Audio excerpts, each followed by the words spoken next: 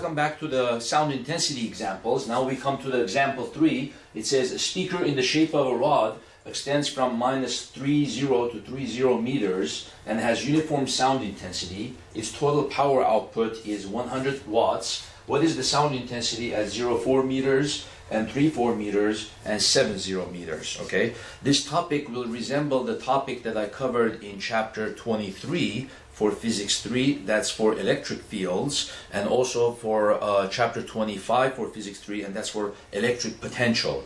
So sound intensity, since it is a scalar, it is more similar to the electric potential, which is the chapter 25.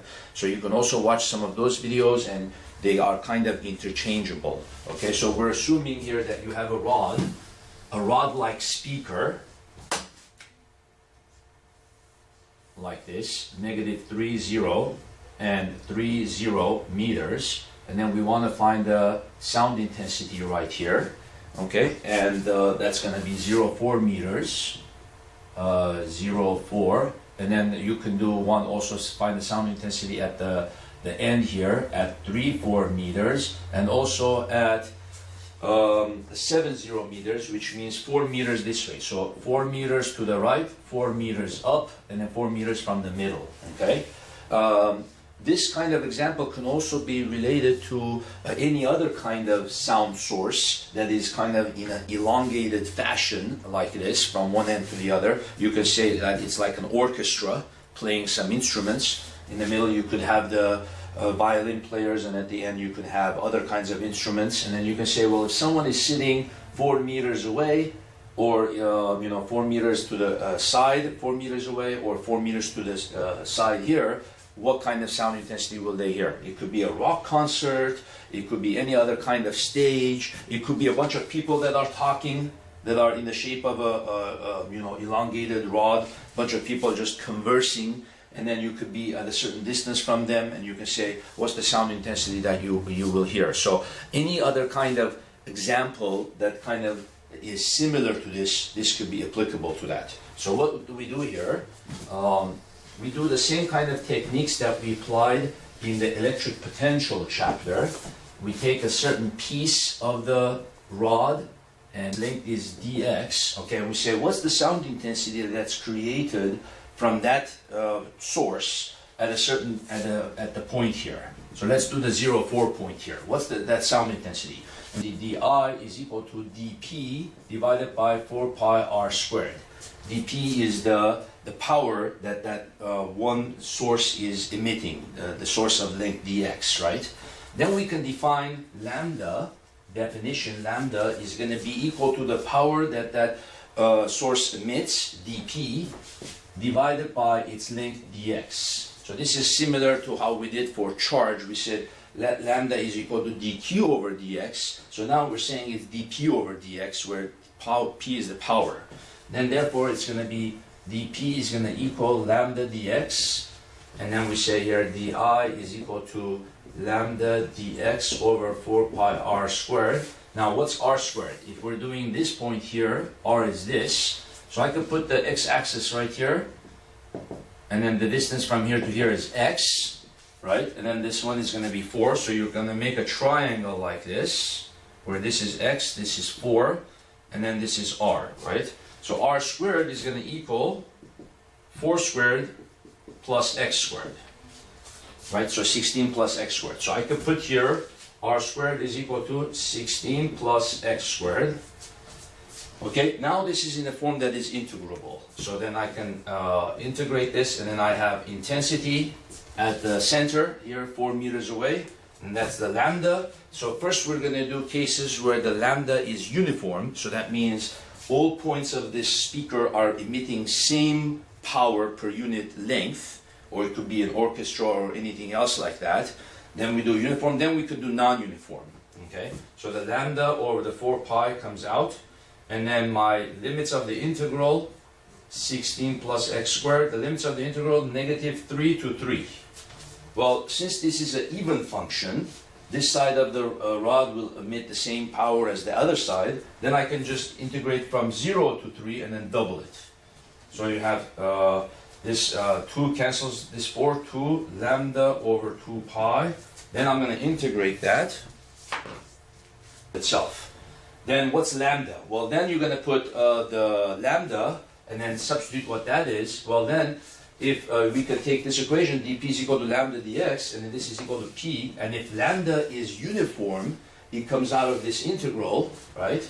Then you just have integral dx, and then integral dx is just the length of the rod. So you just have here lambda L, so therefore lambda is equal to the power over the length.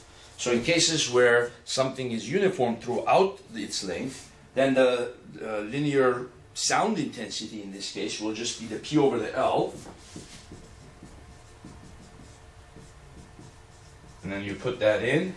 Well, now you can put in whatever the power. So let's assume the speaker is being blasted at full power. So the intensity is going to be, then you put here 100 watts over 2 pi, right? But then you have to put the length of the rod here, L, you see? And then the length of the rod, you put the total length of the rod, which is 6 meters. 6 meters. Then you're going to have 0.160875. So you take, right?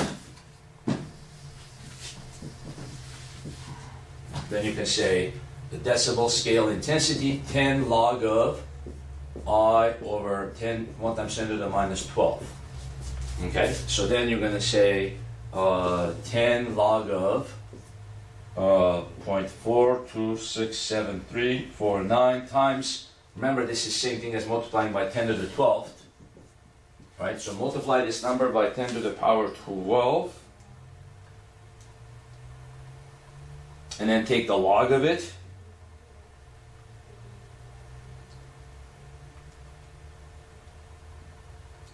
and then multiply it by 10. Okay, so then the dB is equal to 116.3 decibels. Okay, so that gives you the intensity here. How about the intensity here at the end, 4 meters away, right? Should that be smaller or should that be bigger? Well, in this case, it should be smaller, right? Because if you are standing here, you are further away from most of the action, you know. So of course, if you keep going to the right, you're going to be further and further and further away, and so it should be getting less intense. So the most intense should be here, and then as you go to the sides, it should get less and less intense. So how do we set up the integral for there? Okay, R, right? So you start the integral the same way. You have here di is equal to integral dp over 4 pi r squared. dp is equal to lambda dx over 4 pi r squared. And then lambda is uniform again. Lambda over 4 pi, integral dx over r squared.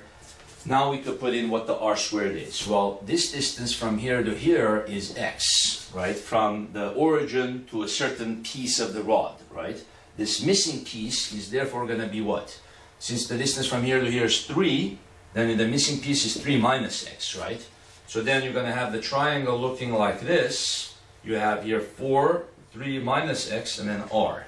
Then therefore r squared is going to equal 4 squared plus 3 minus x squared. So r squared is going to be 16 plus 3 minus x quantity squared, right? So then we could put that there. Integral here, I is equal to, and then of course lambda we can put in p over l again, right? P over 4 pi l. Then integral dx over 16 plus quantity 3 minus x squared, right? And then you integrate from minus 3 to 3. Now, can I go from 0 to 3 and double it in this case? 0 to 3, 0 to 3 and double it? Not really, right? Because this side of the speaker is closer to the person than this side. So really, this integral is not an even function integral, right? They're not the same. So it's not symmetric. So you cannot do that. So you got to go minus 3 to 3. So then I go to the, multiply that by p over 4 pi l, right? So p was equal to 100 over 4 pi. And then L was equal to what? The total length, which was 6 meters, right? Right? What was the intensity of the other one? It was 0.427346, right? 0.32586 makes sense because it is less. 115.1 decibels. So it's slightly smaller than the other one, right? 116.3, 115.1. Okay, how about here? if you're 4 meters away on this side, should that be less than here or should that be more than here? Well, if you're 4 meters away here, from here to here is 4 meters, from here to here, it's going to be what? The whole thing is 6 meters, it's going to be 10 meters, right? So you're basically 10 meters away from the other end of the speaker. And then over here, if you're 4 meters away from this end of the speaker, you're not really 10 meters away from that end, right? From here to here is less than 10. So this guy is probably closer to the most of the action that's taking place than this one, right? This one is all 10 meters away from this end, so they're farther away. So I would estimate that this one should still be louder than this one, 4 meters away here, right? This one should be slightly less loud than that one because they're farther away. Let's put the XY axis here in the center. And then you put here a point, so this from here to here is 4 meters, and you put the piece of the rod here, dx, right? So since the distance from here to here is 4, and the distance from here to here is equal to 3, the total distance is equal to 7 meters, right? So what's this distance? What's the distance from that piece, from that point? Well, if the whole thing is 7, and the distance from here to here is equal to x, right? This distance. So then you just do 7 minus x. So this distance comes out to be 7 minus x. So it's the distance from the point where I want to find the intensity to the distance to that point. So from here to here is x. Then you go 7 minus x and it gives you the distance from here to there, right? So then you have your same setup. The I is equal to dx. And then what's going to be the r? The r is going to be 7 minus x. Okay, and then you're squaring that. So it's just basically 7 minus x squared. Then you go negative 3 to 3. Okay? And then so the similar steps basically. And then you're gonna go, now can I go 0 to 3 and double it? And the answer again is no, because it's not symmetric, right? This point is closer to the right side of the rod than to the left side of the rod. So then we integrate that, P over L again. P over 4 pi L, 0.15, and we put that in 100 over 4 pi 6.15. So we multiply the integral by 100 divided by 24 divided by pi.